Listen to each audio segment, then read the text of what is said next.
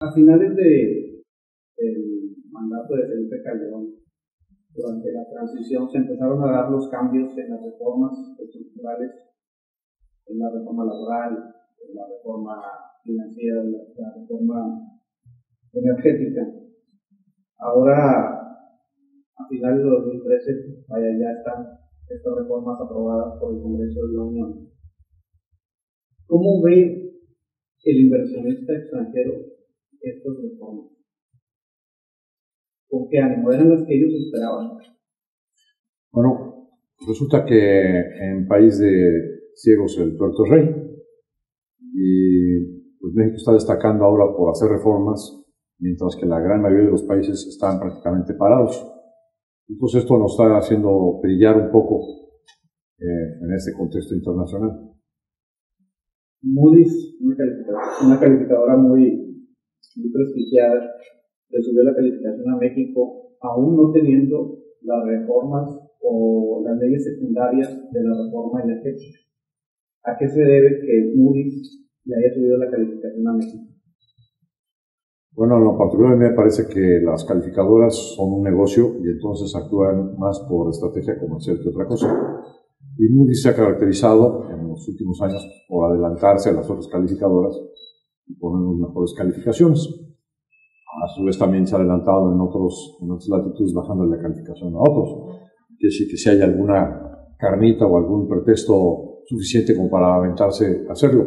Y creemos que precisamente las reformas son uno de los ingredientes que debe de haber tomado en cuenta Moody's para hacer su estrategia, pero no es el único factor. Vemos que de tiempo atrás, pues, los últimos sexenios hemos visto pues, que México se ha destacado también por mantener una disciplina fiscal muy estricta. Estuvimos varios años con un déficit fiscal prácticamente de cero o muy bajo. Esto a su vez pues, nos ha ido permitiendo que vayamos bajando la deuda, sobre todo como porcentaje del PIB, pero también nominalmente. Y a su vez también hemos mejorado el perfil de esa deuda y tenemos una deuda contratada a mucho más plazo que cualquier otro país.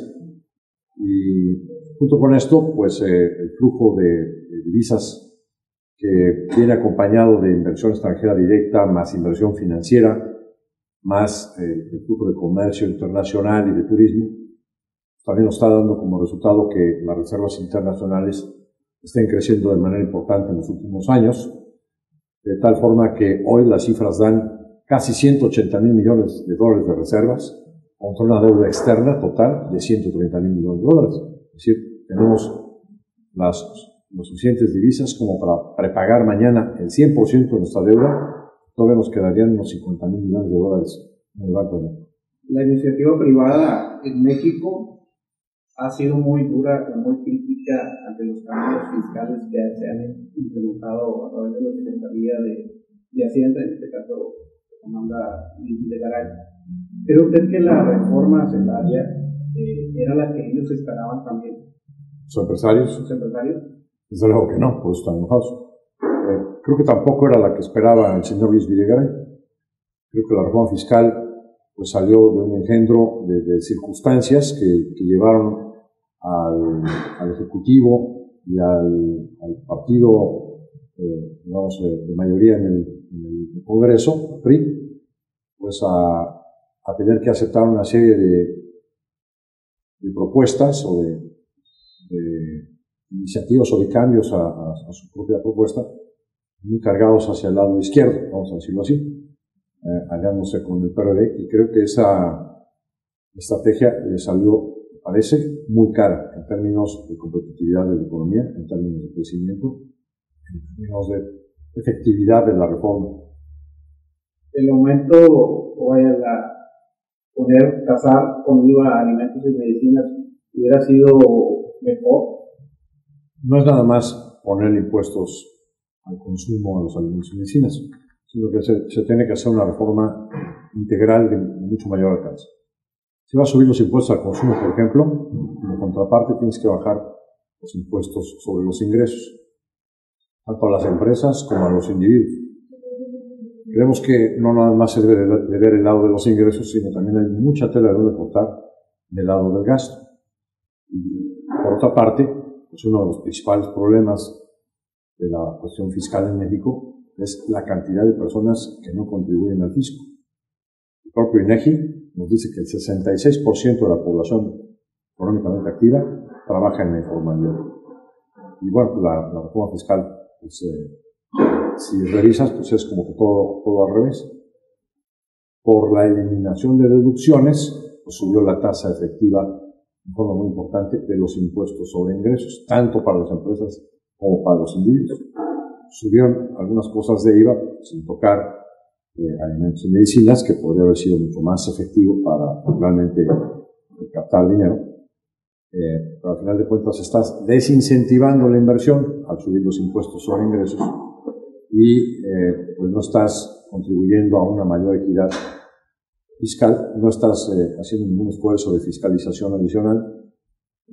Pues para acabar la memoria estás dándole dulces a la población informal, otorgándole una cobertura universal de los servicios médicos totalmente gratuita a los informales, y también estás dando una pensión universal a los niños. Pues los trabajadores afiliados al IMSS, los del sector privado formal, los trabajadores del Estado, los trabajadores del gobierno federal o de los gobiernos de los estados y municipios, que tienen sus propios institutos de seguridad social, no requieren de esta pensión universal o de esta cobertura universal de los servicios médicos. Entonces, vemos una absoluta incongruencia en la reforma, pero lo que más nos preocupa es que vemos la insuficiencia de que realmente contribuya a fortalecer los ingresos del Estado en una economía que, pues, en primer lugar, va a tener que corregir de forma importante las fuentes de donde el gobierno obtiene ingresos, que es principalmente de Pemex. No ha sido la reforma de energía, si apenas la sigues ahorcando, le sacas dinero de más. ¿Vendrá otra reforma fiscal entonces? ¿No hay esta restricción? Personalmente yo creo que después de las elecciones intermedias, son el año entrante, para septiembre del año entrante, debería estarse presentando una segunda reforma fiscal que tendría, pienso yo, la ventaja de que como el PRD ya se salió del pacto, ya no necesitas aliarte con la izquierda para sacar la reforma fiscal. Con el PRI y el Niño Verde puede salir una reforma fiscal mucho más sensata, ¿no? El año pasado pasó lo que pocos analistas financieros y de política pensaban, que era la alineación de los tres partidos para sacar esta reforma, tanto la fiscal como la energética. Se da la reforma energética. En una entrevista, yo recuerdo a Emilio Lozoya con Carmen Aristegui, le preguntaba que hacia dónde iba la reforma, si se iba en la cuestión del gas, en la cuestión del petróleo, y decía que se iba a enfocar más en la cuestión del petróleo. En la cuestión del gas, ¿quedó corta la reforma o se va a enfocar mucho a la explotación del gas para obtener más recursos? Para que México ya no sea un importador de gas, sino un exportador de gas. Yo creo que el enfoque de la reforma es tratar de formar mercados competitivos en toda la cadena de energía, con una exclusividad, digamos, del gobierno en ya muy pocas áreas, ¿no? Que a veces quizás también son necesarias. La principal preocupación de los conocedores, digamos, de la industria sobre cómo estaba planteada la reforma es que en lo que es cruda, la exploración y extracción de crudo, se estaba proponiendo del lado del Ejecutivo un tipo de contratos que son poco atractivos, que son los contratos de participación de utilidades. En medio existen también los contratos de participación de producto. La diferencia entre uno y otro es que en participación de utilidades, forzosamente el que entra a explotar un campo asociado con Pemex tiene que vender el petróleo a Pemex al precio que Pemex le dice. Y por lo tanto, a su vez, no puede registrar en sus libros la reserva de petróleo que está en ese campo, y por lo tanto, a su vez, es más difícil obtener financiamiento competitivo. Mientras que en el otro tipo de contratos de participación de producto, pues todo esto es más fácil, se puede obtener en mejores condiciones el financiamiento, a su vez pueden ser más rentables porque tú eres libre de hacer con tu parte de crudo lo que quieras hacer con él. Y más allá de estos dos tipos de contratos están las concesiones, que era el extremo a donde fue el PAN a proponer ese tipo de contratos en exploración y extracción de crudo. La verdad es que la reforma quedó para que se puedan dar todos estos tipos de contratos. Pero yo estoy viendo dos principales preocupaciones a cómo está quedando la reforma hasta ahora. Todavía no vemos las leyes reglamentarias, pero a nivel de cambio constitucional. En primer lugar, le estamos dando una burocracia enorme a la decisión de qué tipos de contratos se van a utilizar en cada caso. Se le está dando la facultad a una comisión de hidrocarburos y a la Secretaría de Energía para que ellos definan qué tipos de contratos se van a usar en cada caso. A mí me parece que eso va a ser algo totalmente ineficiente y burocrático. Por otra parte, pues les dio miedo, para que no sonara privatización, transformar a Pemex y a CFE. Como resultado, pues vamos a poner a competir estas dos operadoras del Estado con las empresas del sector privado, que pues entran mucho mejor gobierno corporativo, con mucho mayores eficiencias, con mayor capital, con tecnología, con libertad de acción, de decisiones, mucho más ágiles para actuar, contra dos elefantes blancos, que son entidades descentralizadas del sector público, que están sujetas a la Comisión de Gasto y Financiamiento para todo, cuyo gobierno corporativo no es un consejo profesional, sino políticos, con todas sus deficiencias en cuanto a sus prácticas, pues con mucha corrupción adentro, y con sindicatos que pesan mucho dentro de sus consejos, lo cual es un verdadero absurdo y que pues hacen negocios de las mismas empresas. Entonces, vemos que estas dos operadoras están condenadas a perder del todo, ¿no? En relación a las empresas que pueden estar a competir con ellos. La reforma energética, la explotación energética en diversos países trae consigo un boom, específico, hablando del gas shale, de la cual esta región es muy rica.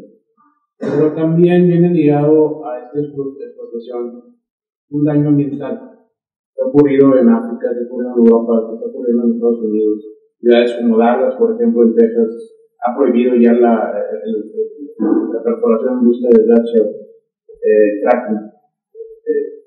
Este daño ambiental es probable que se dé en México, ahora con la explotación. ¿Tendrá esto algún daño, algún perjuicio en la economía? La cuestión del daño ecológico, creemos que con el avance de la tecnología se ha logrado controlar. Sí creemos que la explotación de gas o petróleo shale, porque también puede ser petróleo, sí tiene que ir acompañado de una regulación que cuide el medio ambiente. Sí es muy importante hacerlo. Pero sabemos que existe la forma de ser lo más amigable posible con el medio ambiente, al mismo tiempo que puedes incrementar la explotación del recurso. ¿Y qué tan grande será el beneficio para los ganaderos, para los dueños de tierras, en donde hay yacimientos de petróleo? Realmente las reformas secundarias se ven benéficas hacia los ganaderos, que seguirá haciendo lo mismo, ya que venía un pago único para sacar petróleo durante 100 años. Digamos, la fórmula de la propiedad de la tierra es distinta aquí que en Estados Unidos. Yo no sé bien qué estén pensando los que van a participar en esta industria, de cómo le van a hacer. Lo que sí creo que tenemos que hacer muy consciente a la población es que pues quizás mucha gente de la noche a la mañana se haga rica, ¿no? Y que pues esa circunstancia pues van a tener que saberla aprovechar pues, de una manera inteligente. Creo que eso es importante, preparar a la comunidad para eso. Hablando un poquito acerca de la corrupción que se ha vivido tanto en CFE como en Pemex, los cambios a nivel directivo que se han dado en los últimos días, ¿a qué se deben? Te refieres a la salida del director general del CFE y del director general de Explotación y Exploración de Pemex. Me parece que están representando estas personas, y por tanto los cambios, a elementos que están adentro de las empresas operadoras y que pudieran estar pensando en forma distinta a lo que implica la reforma. Que implica una mayor agilidad que se requiere en las convenciones, mayor competitividad, etc. Y por último, la revista Times Internacional publicará el próximo 24 de febrero en su portada al presidente del PPN con un titular que dice "Salvándome". ¿Realmente Peña Nieto está salvándome?